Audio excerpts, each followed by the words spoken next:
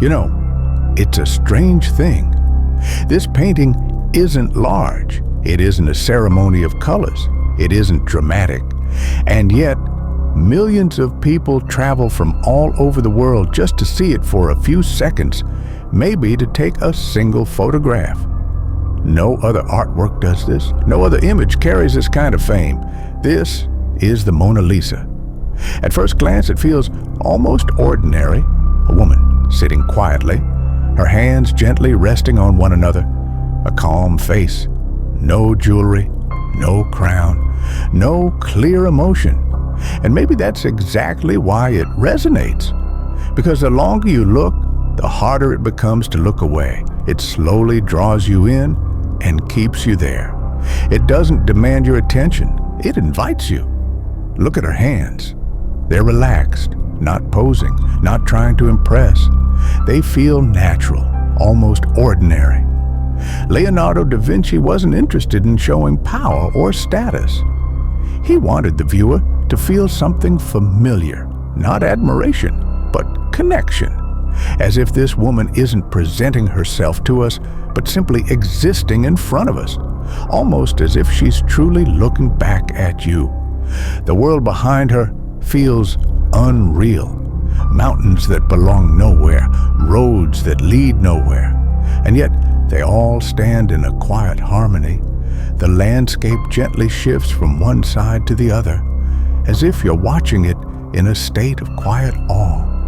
Nothing is perfectly symmetrical, and strangely, it's this imbalance that makes her feel alive, as if even while she remains still, the world continues to move. People often say that her eyes follow you, and in a way that's true, but not dramatically, not aggressively. Sometimes they feel warm, sometimes distant, sometimes almost tired.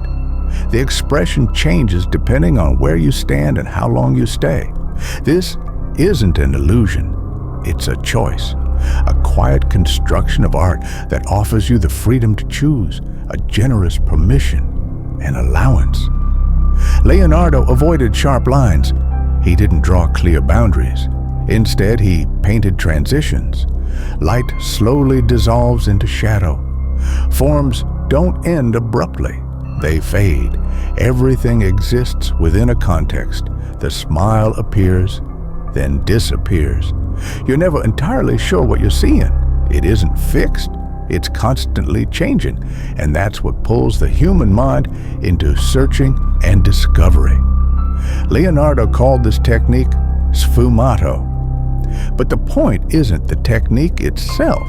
It's about uncertainty, about leaving space for the viewer's mind to complete the image. That's why the face never settles. That's why the expression keeps changing, because it's never fully defined. When you look again, knowing this, the painting feels different. Not mysterious, not magical, just human. As if she's about to breathe, or speak, or maybe she already has. For centuries, the Mona Lisa was known but not famous. It was respected, but it wasn't a symbol. Then, in 1911, everything changed. The painting was stolen from the Louvre. For 2 years, the wall stood empty. And suddenly, absence began to speak louder than the artwork itself. Newspapers around the world printed her image. Stories spread.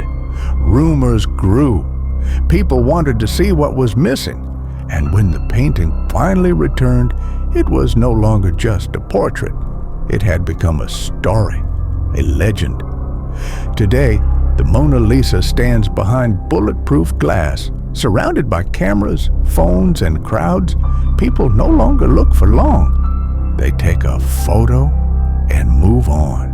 But the painting hasn't changed. We have. Maybe the real mystery isn't the smile. Maybe it's us. Our endless search for something extraordinary. Our attempt to find what's missing. Our need to complete and to be complete. All within something that simply feels alive. That's why, throughout a human lifetime, There is never just one Mona Lisa.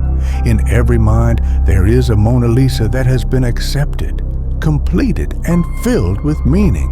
And there always will be. This is art.